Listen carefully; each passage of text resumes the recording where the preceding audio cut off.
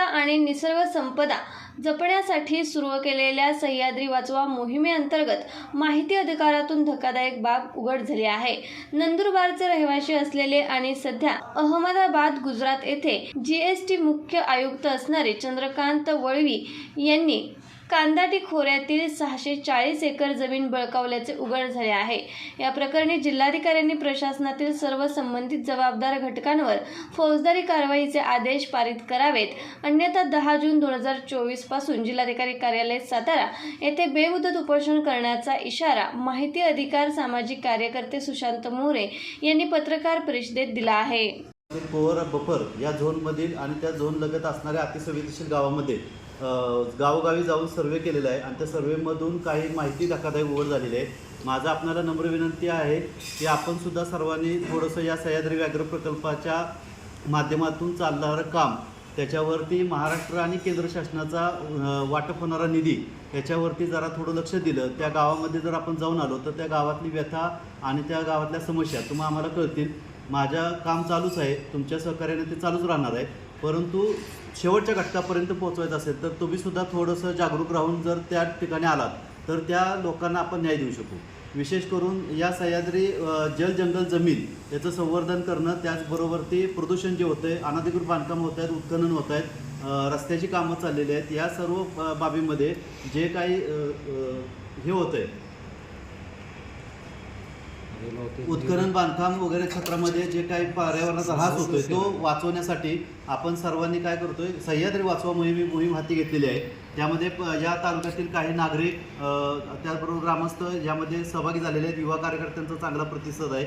One हद्दीमध्ये येणाऱ्या ज्या गोष्टी आहेत त्या गोष्टी पर्यावरणाच्या दृष्टीकोनातून अतिसंवेदनशील आहेत, इको सेन्सिटिव्ह झोन आहेत, तरीसुद्धा राजरोज बांधकामं होत आहेत। या बाबीमध्ये आपण माहिती घेऊन 2 महिन्यामध्ये ह्या 4 जिल्ह्यातील म्हणजे सातारा, सांगली, कोल्हापूर, रत्नागिरी जिल्ह्यातील माहिती अधिकारात माहिती घेतलेली आहे आणि त्याचबरोबर ती त्या गावातील लोकांच्या अडचणी ऐकून घेतलेल्या आहेत आणि काही प्रश्न समाजासमोर मांडण्याचा आम्ही प्रामाणिक प्रयत्न करतो।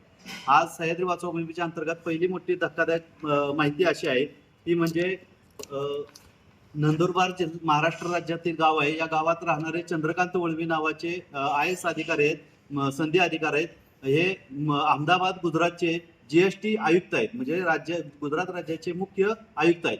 तर त्यांनी त्यांच्या मुलाने, त्यांच्या परिवाराने, त्यांच्या नातेवाईकांनी आणि त्यामध्ये अजून काहीतरी 3-4 जे हे आहेत IAS अधिकारी आहेत त्यांचा समावेश आहे आणि त्यांनी महाबळेश्वर तालुक्यातील झाडानी या गावामध्ये, हे गाव पुनर्वसन झालेलं आहे, या गावामध्ये 620 एकरच्या वरती जमीन घेतलेली आहे आणि एका महाराष्ट्र शासनाचा जो काही नियम आहे शेत जमीन महसूल अधिनियम 1961चा, त्यातील 2चा उपकलम 5 मधील अ, ब, क, ड, इ आणि पहिल्या सूचीमधील जिल्ह्याला लागू असलेली कमाल जमीन धरणाचं उल्लंघन केलेलं आहे।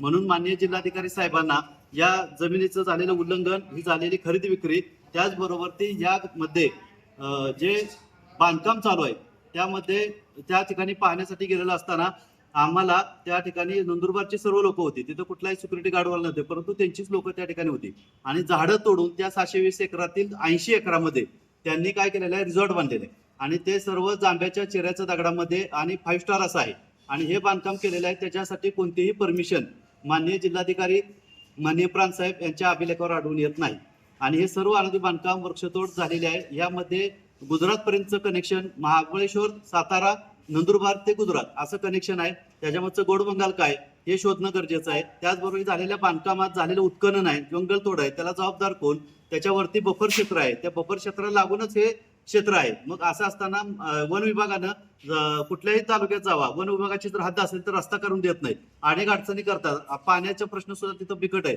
तर त्याला सुद्धा ते जागा देत नाहीत। मग या व्यक्तीला जागा देण्याचं कारण काय, ही पहिली गोष्ट। दुसऱ्यानंतर एवढं बांधकाम होतंय तर तलाठी, सर्कल, तहसीलदार आजपर्यंत या 3 वर्षात तिथं का गेले नाहीत।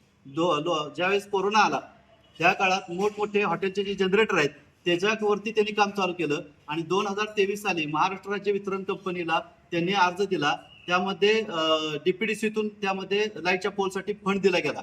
आज तो कोट्यवधी रुपयाचा फंड दिला गेला। मग हा फंड एखाद्या सर्वसामान्य नागरिकाला किंवा त्या डोंगराळ दुर्गम भागात आपल्या सातारा जिल्ह्यामध्ये अशी काही गावं आहेत की त्या गावामध्ये स्वातंत्र्यपूर्व काळापासून अजून लाईट नाही, अशा गावांना लाईटचे विद्युत वितरणचे अधिकारी कधी कनेक्शन देत नाही त्या सर्वसामान्य नागरिकाला। मात्र या जनजागृतीसाठी लाईटचं कनेक्शनला कोट्यवधी रुपयाचा खर्च का केला गेला। आज 9 मार्च 2023 ला अर्ज त्या व्यक्तीचा जातो त्याच्यानंतर 15 मार्चला त्याला कनेक्शन देतं. 100 ते 125 लाईटची पोल उभारलेली आणि उचाट या गावापासून झाडानीपर्यंत डोंगर माथा आहे, तर त्या पायथ्यापासून माथ्यापर्यंत हे लाईटचं कनेक्शन दिले गेलेलं आहे. हे कोणासाठी दिलेलं आहे? तिथं तर लोकवस्ती नाही. संपूर्ण झाडानी गाव हे 2012-13 सालीच पुनर्वसन झालेलं आहे रायगड जिल्ह्यात, बफर झोन लगेच असल्यामुळे.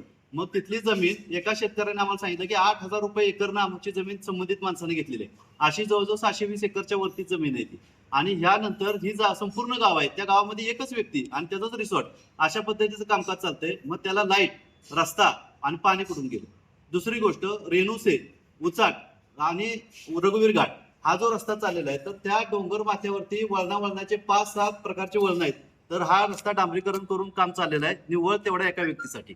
तिथं कुठल्याही झाडाने दोडाने ही जी गाव आहेत तिथं कुठलीही लोकवस्ती नाही, मानव वसाहत तिथं अजिबात नाही. असं असताना या IAS अधिकाऱ्याला वेगळं असं काम करण्यासाठी पायगड्या का जिल्हा प्रशासन घालते?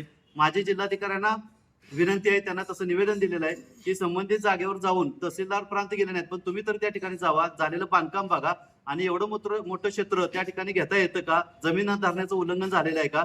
या सर्व बाबी उघडकीस आणणं गरजेचं आहे. हा जो रस्ता चाललेला आहे डोंगर फोडून, त्याच्यामध्ये डांबर प्लांट चाललाय. आज रस्ता उत्खनन चालू असेल तर त्याचा रॉयल्टी भरायला लागते. तशी जिल्हा प्रशासनाला कुठल्याही प्रकारची रॉयल्टी संबंधित कॉन्ट्रॅक्टरनं दिलेली नाही. मग हे बांधकाम चाललेलं आहे, ह्या बांधकामावरती तुमचा वचक किंवा अंकुश आहे का? ग्रामपंचायतीनं काही तिथल्या बांधकामांच्या नोंदी घेतलेल्या आहेत, त्या नोंदी सातबाऱ्याच्या आधारावर घेतलेल्या आहेत. कुठलाही प्लॅन टाउन प्लॅनिंगला मंजुरी नाही. टाउन प्लॅनिंग मध्ये सुद्धा माहिती घेतलेली आहे, इथल्या बांधकामांना मंजुरी सुद्धा नाही. म्हणून आम्ही ह्या प्रकाश पुढे पाठवतोय आणि तुम्हाला विनंती करतोय की अशा ह्या सह्याद्री व्याघ्र प्रकल्पातील काही गावामध्ये तुम्ही जाऊन आलं तर तुम्हाला ह्या सर्व बाबींचं आपल्याला उलगडा होईल. तुम्ही सुद्धा तुमचे कॅमेरे घेऊन जावा. आज त्या ठिकाणी आम्ही गेल्यानंतर आम्ही फोटो काढायचा प्रयत्न केला, तर आमचे त्यांनी स्वतः फोटो काढले. त्या लोकांनी त्यांच्याकडे काट्या वगैरे अशी सगळ्या प्रकारचे हत्यारं आहेत आणि त्यामुळे त्यांनी आम्हाला आज जाऊन देण्यात बचाव केला. त्यांचं बांधकाम चालू आहे म्हणतात. अजून आमचं काही रिसॉर्ट सुरू झालेलं नाही. रिसॉर्टचं उद्घाटन इलेक्शन झाल्यानंतर होणार आहे, तोपर्यंत रिसॉर्टचं काम चालू आहे. आत राहणाऱ्या लोकांना बाहेर सोडलं जात नाही. जे लोक काम करतात त्यांना जेवण तिथल्या इथं दिलं जातं. जवळजवळ 15 ते 16 महिला तिथं जेवण बनवतात सकाळ संध्याकाळचं आणि त्या लोकांना रोजगार बरोबरच त्या मित्रांनी जेवण दिलं जातं. त्या ठिकाणी हे जे रिसॉर्ट बांधलेलं आहे त्या ठिकाणी जाण्यासाठी आपण ह्या क्षेत्रात आलात का अशी आम्हाला विचारणा केली, तर आम्ही सांगितलं रस्ता चुकलेला आहे, आम्हाला ह्या रस्त्यावरून पुढे रस्त्याला जायचंय. तर इथं रस्ता बंद आहे, खासगी वहिवाटीचा रस्ता आहे, तुम्ही या ठिकाणी पाऊल ठेवायचं नाही, अशा प्रकारच्या धमक्या सुद्धा संबंधित माणसांनी दिल्या. ही सगळी लोक जी आहेत ती नंदुरबार जिल्ह्यातील आहेत आणि तुम्हाला सांगण्याची विनंती अशी आहे की ह्या सर्व गोष्टीचा भांडाफोड होणं गरजेचं आहे. ह्या गोष्टी समाजाच्या पटलावर येणं गरजेचं आहे. वन विभागाची बफर झोनची हद्द असताना त्या हद्दीच्या लगत ही बांधकामं होत आहेत आणि ह्याला परमिशन का वन विभाग देत आहे? मग सर्वसामान्य लोकांना रस्त्या पाणी वीजला का देत नाही? तिथल्या लोकांच्या मूलभूत सोयी गैरसोयी होत आहेत, त्या गैरसोयीला सुद्धा आळा घातला जात नाही. म्हणून हे गुजरात, महाबळेश्वर, सातारा आणि त्याचबरोबर ते नंदुरबार हे कनेक्शन शोधणं गरजेचं आहे आणि ह्याचा छडा लावणं गरजेचं आहे. 9 जूनच्या आज जिल्हा प्रशासनानं संबंधित आंदोलन बांधकाम पाडलं नाही. संबंधित जमीन खरेदी विक्रीचा गैरव्यवहार जो झालेला आहे तो उघडकीस आणला नाही, त्याच्यावरती निर्बंध लावले नाहीत. ज्यांनी जमिनी घेतल्या त्यांच्यावरती फौजदारी गुन्हे दाखल केले आहेत. तर 10 जून पासून माननीय जिल्हाधिकारी कार्यालयासमोर मी आमरण उपोषणाला बसणार आहे.